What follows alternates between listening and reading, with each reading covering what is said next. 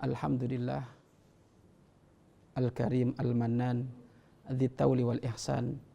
Wa sallallahu wa sallama ala khairil anam habibina wa syafi'ina wa qurrati a'yunina wa maulana Muhammad sallallahu alaihi wasallam wa ala alihi wa ashabihi wa tabi'ina lahum bi ihsanin ila yaumiddin. Amma ba'd.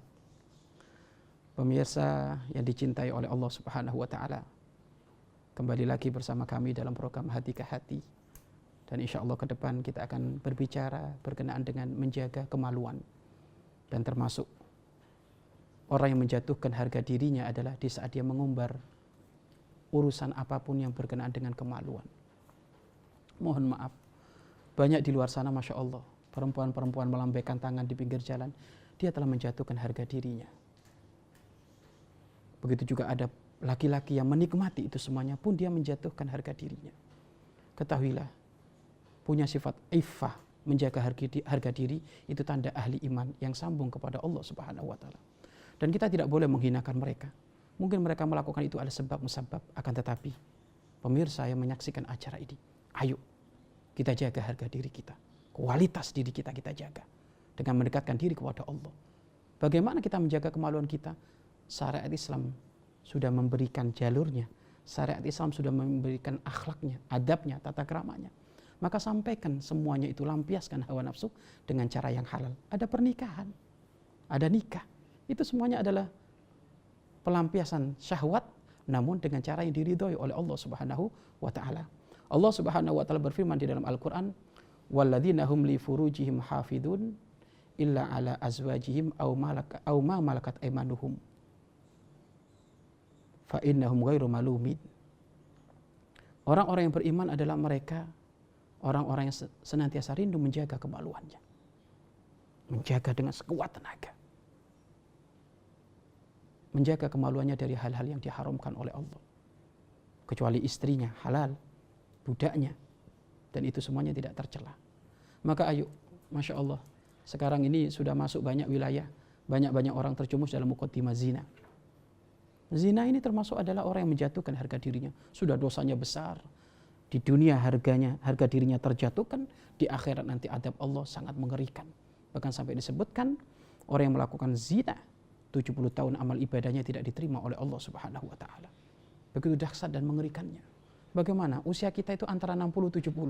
Kalau seumpama 70 tahun amal ibadahnya enggak diterima oleh Allah, bagaimana? Kecuali taubat. Kembali kepada Allah Subhanahu wa taala. Pemirsa yang dirahmati oleh Allah, begitu penting. Harus kita bisa melampiaskan syahwat kita dengan cara yang diridhoi oleh Allah Subhanahu wa taala.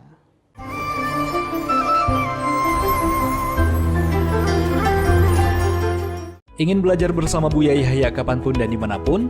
Dapatkan segera flashdisk MP3 Buya Yahya. Berisikan berbagai materi kajian lengkap bersama Buya Yahya.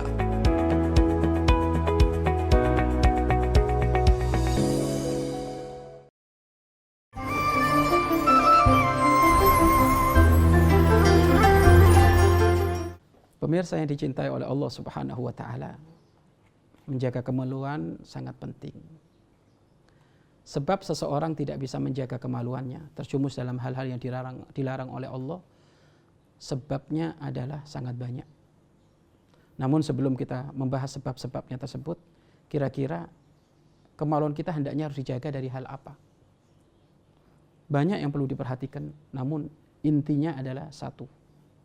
Jagalah kemaluan kita dari berbuat zina. Na'udzubillah min dzalik. Ini perbuatan yang sangat dahsyat kotornya. Dan zina ada dua, zina muhson dan ghairu muhson. Ini semuanya menjadikan sebab Allah murka. Jika ada yang halal, kenapa harus nyari yang zina? Bahkan nanti siksaannya orang-orang yang melakukan zina, apakah zina tersebut adalah zina muhson atau ghairu muhson, semuanya ada hitung-hitungannya di hadapan Allah. Semuanya akan dihukum di nerakanya Allah jika tidak kembali taubat kepada Allah. Di dunia saja, yang zina sudah punya suami, hukumannya adalah dilempar batu sampai mati. Jika ada hukum syariat Islam yang ditegakkan ada di situ. Jika zina belum punya pasangan, maka dicambuk 100 kali dan harus diasingkan 1 tahun. Tidak boleh saling ketemuan. Artinya apa? Begitu mengerikannya. Namun ketahuilah, segede apapun dosa yang pernah diperbuat, Jikalau kita kembali kepada Allah, Allah Maha Pengampun, Allah Maha Pengampun, Allah Maha Pengampun. Jadi yang pertama, jaga kemaluan kita jangan sampai berbuat zina. Ini adalah hal yang kotor, hal yang busuk. Kita jaga sekuat tenaga kita. Ayo para orang tua yang punya anak perempuan, tolong perhatian. Perhatikan, jangan sampai anak perempuan kita ini menjadi korban kebejatan laki-laki hidung belang. Kadang Masya Allah, ada orang tua ini Masya Allah gede keker, ya kan, jenggotnya seabrek-abrek, kumisnya Masya Allah tertata rapi, tapi Masya Allah anak perempuannya diapelin laki-laki yang tidak halal, enak saja main lepas-lepas. Malam minggu anak perempuannya didatangi seorang laki-laki, gak kenal lagi. Punten Pak, Bu, izin anaknya dibawa malam mingguan. Kadang dijor oleh orang tua itu. Nah itu kan berarti kalau gitu memberi sebab, memberi pintu untuk bisa melakukan zina. Sudah gitu Masya Allah dengan ringannya berkata, nak jangan lupa ya titip nasi goreng. Nasi goreng neraka itu. Yang benar jadi orang tua itu. Jangan sampai seperti itu. Kok bisa anaknya dijemput laki-laki yang tidak halal? Maka jangan seperti itu. Bolehlah mungkin siapa yang mengatakan cinta haram. Tidak, cinta haram itu kalau tidak sesuai syariat Islam. Kalau memang ternyata anak kita didatangi oleh seorang laki-laki, kasih tahu dong. Nak, datang kamu ke sini dengan orang tuamu dengan cara yang halal. Khawatir nak terjumus muqaddimah zina, nak dosa besar. Wala taqrabu zina, jangan mendekati zina. Dan mendekati zina itu adalah muqaddimah. Muqaddimahnya adalah pacaran alias kenal cinta belum pada waktunya. Ini hati-hati. Hati-hati. Cinta boleh. Karena itu fitrah dari Allah, tapi jangan sampai dilakukan dengan cara yang haram. Cinta itu barokah. Maka laksanakan dengan cara yang diridhoi oleh Allah Subhanahu wa taala. Maka jaga kemaluan kita dari muqaddimah zina dan dari perbuatan zina. Kemudian yang kedua, jaga kemaluan kita dari naudzubillah min dzalik, liwat, gay, LGBT, lesbi, macam-macam. Ini hati-hati. Ini apa lagi semuanya ini? Ini kotor semuanya. Kalah sama kambing aja kalau pengen nikah ngerti mana betinanya mana jantan. Ini ada manusia Masya Allah hancur pisan akhlaknya, adabnya hancur pisan, nggak ngerti mana perempuan mana laki-laki. Dikasih perempuan nggak mau, dinikahkan nggak mau, pengennya yang ada jenggotnya. Ini kan bahaya ini, rusak standar akhlaknya sudah rusak. Lah sebab musababnya apa nanti kami sampaikan. Sebab musababnya ada semuanya itu. Namun hal ini adalah hal yang kotor, hal yang kotor. Wahai teman-teman kami yang ada di luar sana, mungkin yang sekarang sudah ketagihan hubungan LGBT, takutlah kepada Allah, takutlah kepada Allah. Dirimu memang saat ini berada dalam kubang kemaksiatan. Ketahuilah kalau kamu kembali kepada Allah, Allah akan mengangkat engkau menjadi kekasihnya. Ayo segera kembali kepada Allah. Makanya jangan sampai terjumpa dalam urusan liwat, urusan lesbi, homoseks, ini jangan, ini kotor. Dan kadang naudzubillah min dzalik, kadang katanya di sebuah instansi lembaga yang mengatasnamakan agama, kadang ini ada di pesantren, di pondok. Kalau di Jawa itu ada istilah mairil. Mairil itu ya gitu. Apa laki-laki dengan laki-laki kayak suami istri. Kemana-mana pegangan tangan itu haram nih. Kita punya guru Habib Hasan bin Ahmad Baharun, beliau termasuk adalah orang yang sangat ketat dan tegas. Dan juga guru kita Buya Yahya sangat ketat dan tegas berkenaan dengan urusan ini. Kalau ada laki-laki dengan perempuan, laki-laki dengan laki-laki hubungan berlebihan, kemana-mana gandengan terus, nggak boleh. Dicambuk, dirotan, nggak apa-apa, keras daripada nanti kalau sudah kena penyakit ini susah. Perempuan dengan perempuan berlebihan juga. Kadang Masya Allah perempuan dengan perempuan manggil sayang, loh ini kan ajib. Sayang itu sama suamimu sana, bukan sama perempuannya. Laki-laki juga sama. Kadang manggil kayak gitu. Ini kan kalimat-kalimat yang menjadikan, mungkin mula-mula sebagian orang mengatakan itu biasa sih teman loh. Jangan dianggap biasa. Khawatir di situ nanti ada setan nongol. Hawa nafsu kita bangkit akhirnya macam-macam. Makanya jangan sampai yang katanya pesantren, yang membesarkan sholawat, membesarkan syariat, agama Allah, Al-Quran, malah terjadi urusan yang kotor kayak gini. Terjadi. Makanya di pondok itu semuanya anak-anaknya kalau tidur harus pakai celana. Kenapa? Ini bahaya ini. Bahaya. Begitu juga yang di luar sana. Maka homoseks kotor, lesbi kotor. Ini semuanya termasuk adalah kemaksiatan, kemaluan yang harus dihindari. Ambil cara yang diridhoi oleh Allah. Nikah, yang paling enak sudah nikah sudah. Nikah itu megang tangan, pahala. Iya kan? Ngobrol, pahala. Gonceng-goncengan, pahala. Pahalanya lebih gede daripada Gunung Cermai itu. Pahala besar sekali itu. Pahala sekali. Makanya semuanya rindu untuk menikah, jangan mengambil wilayah hal-hal yang haram tersebut. Ya.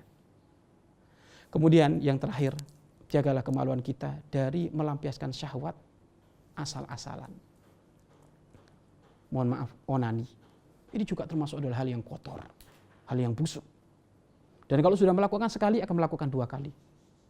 Kalau sudah melakukan 2 kali, 3 kali, terus ketagihan terus. Kita banyak curhatan berkenaan dengan hal itu semuanya. Tapi insya Allah yang mau bertanya urusan hal tersebut itu tanda dirinya mau tobat. Makanya siapapun yang pernah bertanya, konsultasi berkenaan dengan penyakit-penyakit yang kotor tersebut, itu tanda dirinya ingin sembuh. Kalau sudah bertanya kayak gitu, dia ingin sembuh. Kalau sudah ingin sembuh, Allah akan ngasih kesembuhan. Minta sama Allah. Minta sama Allah, minta sama Allah. Pemirsa yang dirahmati oleh Allah, inilah harus kita jaga kemaluan ini. Jangan sampai melanggar Allah Subhanahu wa ta'ala. Memang sih gelora muda, anak-anak muda itu disebutkan. Anak muda itu kenapa dinamakan asyab? Li'anna naro musta'ila fi jismi. Gelora hawa nafsunya itu menyala-nyala. Kalau sudah pengen ini, pengen melakukan itu. Apapun efek sampingnya nggak diperdulikan. Tapi ketahuilah, kamu harus menjadi pemuda-pemudi yang kenal Allah. Syahwatmu diatur oleh syariat. Syahwatmu diatur oleh akal yang sehat. Sehingga semuanya akan mengundang keberkahan, mengundang pahala Allah Subhanahu wa ta'ala. Kemudian sebab-sebab yang menjadikan sebab orang muda terjumus ke sana itu apa? Pandangan, nggak jaga mata. Sebab-sebabnya adalah tidak menjaga mata. Banyak sebab-sebabnya. Dan di antaranya adalah tidak menjaga mata. Makanya orang yang mengumbar matanya ini bahaya. Mula-mula dari mata turun ke hati. Ada pepatah mengatakan kayak gitu. Dari mata turun ke hati. Makanya orang kalau buta itu gak bisa dia maksiat zina. Gak bisa. Loh buta aja. Mau nonton apa? Gak ada. Mana coba jujur. Coba cari. Terjadi kasus pemerkosaan itu. Yang dikelola oleh pihak yang berwajib itu. Ada tak orang buta maksiat? Maksudnya zina? Nggak ada. Kalau memang ada orang buta zina itu karena mungkin diajak temannya itu. Nggak ada. Makanya orang kalau buta itu ibarat apa ya? Pintu bangkitnya syahwat itu sudah ditutup oleh Allah. Wah kalau kayak gitu enak buta semuanya ya. Artinya apa? Nggak ada hal-hal yang menjadikan sebab bangkitnya syahwat. Tapi yang hebat adalah punya mata bisa menjaga syahwat. Jadi pandangan ini bahaya. Pandangan bahaya ini yang menjadikan sebab orang muda terjumus.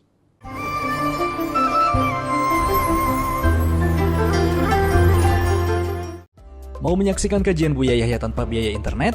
Segera pasang parabola Al-Bahjah TV di rumah Anda. Bebas biaya bulanan dan tanpa koneksi internet.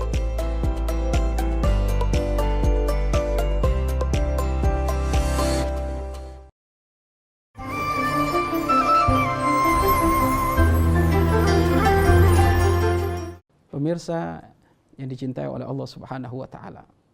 Jadi sebab-musabab orang terjumus dalam zina, homo, lesbi, onani, liwat, ini semuanya gara-gara mata. Maka Allah Subhanahu wa ta'ala di dalam Al-Quran menyebutkan, berfirman, kullil mu'minin yaguddu min absarihim. Katakan kepada orang-orang yang beriman, hendaknya mereka memejamkan mata. Penting. Begitu juga wa kullil mu'minat yaghuddna min absarihinna.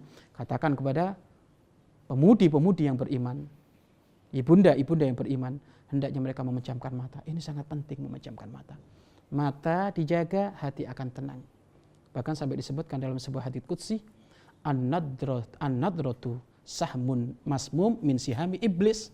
Pandangan itu busur panah yang beracun dari busur panahnya iblis. Iblis itu punya busur panah. Kalau sudah busur panah melesat itu pasti dia akan tergoda oleh iblis. Apa busur panah iblis yang beracun itu? An-nadroh, pandangan. Tidak menjaga pandangan. Dan barang siapa yang menjaga pandangan, wa man tarakaha, barang siapa yang meninggalkan memandang asal-asalan, abdaltuhu imanan, maka aku akan mengganti iman. Wajidu halawatuha, dan dia akan menemukan manisnya iman. Pemirsa yang dirahmati oleh Allah, jika Anda ingin menemukan manisnya ibadah, sholat, bangun malam, membaca Al-Quran, zikir yang banyak, jika Anda ingin menemukan manisnya itu, jaga pandangan kita. Jaga pandangan kita. Kapan orang bisa menjaga pandangan ini, maka Allah akan mengganti keimanan di dalam hatinya. Kalau sudah ada keimanan di dalam hatinya, maka Allah akan ngasih manisnya iman. Orang-orang soleh itu coba, ada orang soleh kebakaran, dia lagi sujud, nggak terasa kanan kiri. Kok bisa? Kok bisa dia menemukan manisnya, enaknya sujud kayak gitu? Karena dia telah menjaga matanya. Tetapi kalau sudah mata nggak dijaga, walaupun hafal Al-Quran, dia tidak menemukan manisnya Al-Quran. Suruh baca Al-Quran ya satu baris saja, angel pisan. Ramadan sudah berlalu, angger katanya kemarin sebelum Ramadan, Masya Allah, hatam apa? Hatam makannya itu. Ya kan? Gak ada, semuanya itu hanya cita-cita. Bangun malam susah sekali, sholat berjamaah susah sekali. Kenapa? Karena mata ini penyakitnya belum dijaga, belum dikontrol. Tapi kalau sudah mata dikontrol. Kuda liar itu kalau pengen dijinakkan, dijadikan alat transportasi dokar ya. Alat transportasi dokar itu yang di Jawa itu kan ada dokar dan isinya adalah kuda, kemudian ada alat untuk naiknya orang itu agar supaya kuda itu fokus, matanya ditutup hanya ke depan tok. Coba kalau mata kita ke depan terus ini nggak noleh kanan kiri, kayaknya kita cepat jadi wali. Permasalahannya mata kita noleh kanan kiri. Ya kalau yang ditoleh pakai baju nutup aurat, karena yang ditoleh pelontosan, nggak karu-karuan. Ini yang menjadikan sebab nanti seseorang itu mudah terjumus dalam urusan kemaksiatan. Jadi yang menjadikan sebab orang terjumus dalam urusan zina, muqaddimah zina, karena tidak menjaga mata. Kemudian yang kedua, di saat dia tidak menjaga mata, didukung kenyang. Kalau nggak jaga mata, tapi perutnya kosong, puasa, nggak syahwatnya bangkit tapi lemah. Tapi kalau sudah nggak jaga mata, kemudian perutnya kenyang berlebihan, sudah enak pisan nih kata setannya nih, tinggal ngegas sedikit sudah masuk wilayah yang haram itu. Makanya orang kalau sering puasa, walaupun matanya jelalatan, insya Allah selamat, tapi rugi lah. Ya kan, puasa rajin tapi matanya jelalatan. Melihat yang haram, ya rugi puasanya, tapi agak selamat. Dia tidak akan melakukan sesuatu yang haram. Kenapa? Karena perutnya kosong, kemudian syahwatnya adalah melemah, mungkin sesaat dia. Makanya orang yang puasa itu, sering lapar itu cenderung sisi rohaninya itu lebih nampak. Megang Al-Quran itu nggak berat. Ngomong kebaikan itu nggak berat. Iya kan? Buktikan saja. Coba Anda di rumah belajar puasa, aslinya perutnya sering dilaparkan. Nanti akan ada kelebihan dari hal-hal yang mendekatkan diri kepada Allah dan menjauhi kemaksiatan. Jadi menjadikan sebab yang kedua seseorang mudah melakukan maksiat, khususnya zina dan hal-hal yang lainnya di saat perut kenyang. Perut kenyang, maka bahaya dalam urusan perut kenyang ini. Maka cukup makan secukupnya.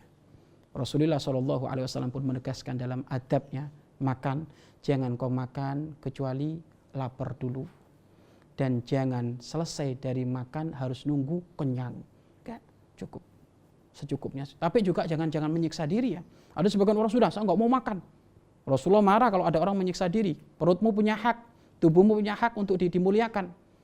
Ada seorang sahabat, karena saking ingin merangi hawa nafsunya, sehingga apa? Nggak mau makan.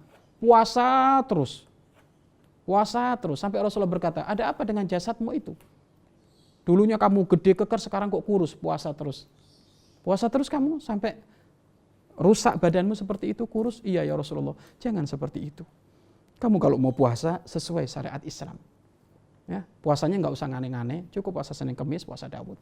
Kadang ada puasa mutih, puasa 41 hari, puasa pati geni, ini nggak ada. Zamannya Rasulullah puasa pati geni itu nggak ada itu, iya kan? Puasa apa itu? Oke lah, intinya puasa sangat dianjurkan.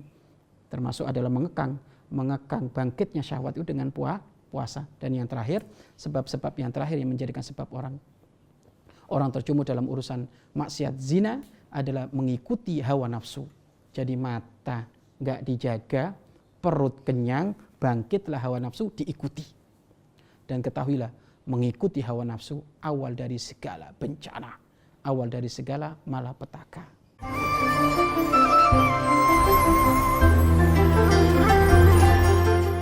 Ingin tambah ilmu dan wawasan Islam meskipun di rumah aja? Yuk like dan follow fanpage terbaru Buya Yahya Official. Sebar seluas-luasnya agar semakin banyak yang mendapatkan manfaatnya.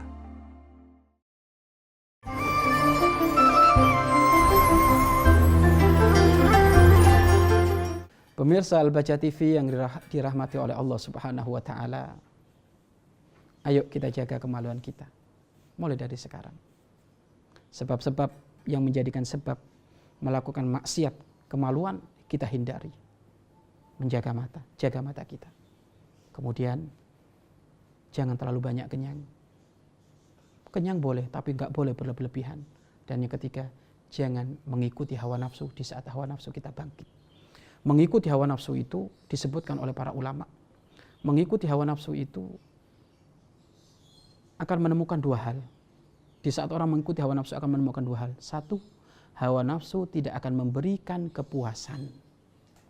Hawa nafsu tidak akan memberikan kepuasan. Yang kedua, hawa nafsu akan memberikan kenikmatan sesaat.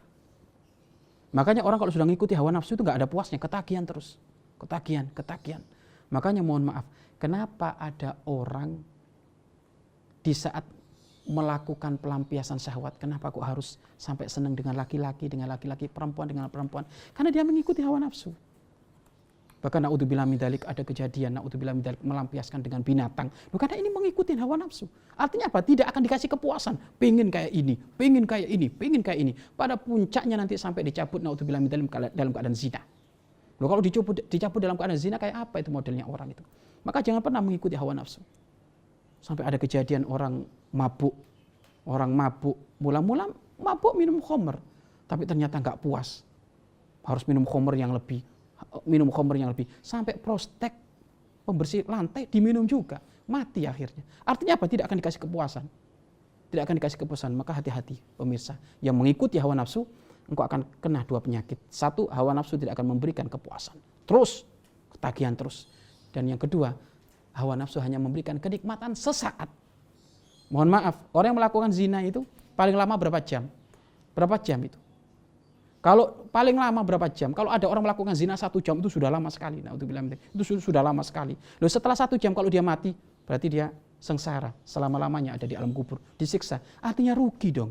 Mengejar nikmat sesaat cuma 1 jam, mengorbankan nikmat yang sesungguhnya nanti di hari kiamat, di akhirat. Rugi. Mabuk itu yang sempoyangan katanya happy. Happy ngalor ngidul, katanya otaknya melambung ke sana kemari. Berapa jam? Sehari semalam itu sampai nyusup ke selokan itu. Coba kalau nyusup ke selokan mati, bagaimana yuk? Mati langsung ketemu malaikat munkar nakir, dihukum itu. Rugi dia. Maka jangan sampai mengorbankan sesaat, nikmat sesaat, mengambil nikmat sesaat, akhirnya nikmat yang selama-lamanya abadi dikorbankan. Ayo ngambil cara yang halal. Pintu halal sangat terbuka lebar. Pintu yang halal sangat terbuka lebar. Menikahlah. Itu cara melampiaskan hawa nafsu yang diridhoi oleh Allah Subhanahu wa ta'ala. Ya. Seperti itu pemirsa yang dirahmati oleh Allah Subhanahu wa ta'ala. Maka ayo kita tengok. Ayo kita tengok diri kita. Mungkin ada sebagian dari kita mungkin pernah terjerumus dalam urusan hawa nafsu ini. Mulai dari zina, homo, lesbi, dan yang lain-lainnya, mungkin onani. Ayo kita semuanya kembali kepada Allah. Jangan mengikuti hawa nafsu. Dan ingat, antum muridullah, kamu ini adalah orang-orang yang rindu kepada Allah, bukan muridu nafas, bukan perindu hawa nafsu. Bukan. Kita ini perindu Allah. Maka kalau perindu Allah, ya kita utamakan haknya Allah. Lalu bagaimana Pak Ustadz? Kapan kita memerangi hawa nafsu? Memerangi hawa nafsu adalah di saat bangkit, ya itulah kita perangi. Kalau kita dihadapkan ini ada kemaksiatan, mungkin ada seorang perempuan pakai baju kurang kain, kok ternyata hawa nafsu menginginkan kita untuk nengok dia, memperhatikan dia, maka saat itulah kita memerangi hawa nafsu. Kalau saat itu kita tidak mampu memerangi hawa nafsu tersebut, maka pada kapanpun kita nggak akan mampu. Tapi kalau saat itu kita mampu untuk memerangi, maka ketahuilah saat itu akan dikasih pertolongan Allah untuk mampu bisa memerangi hawa nafsu yang lainnya.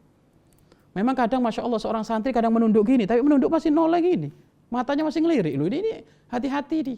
Ya, kalau seperti ini berarti juga dia telah mengikuti hawa nafsunya. Dan mula-mula orang melakukan zina itu ya kayak gitu, mula-mula. Mata ngelirik, kemudian ngelirik memperhatikan hidungnya, mulutnya, bibirnya, telinganya, rambutnya, macam-macam. Akhirnya setan saat itu ngasih ilmu lagi. Coba, itu hidungnya bagus, coba kamu pegang. Tangannya lembut, coba kamu pegang. Nah, ini terus kayak gitu terus.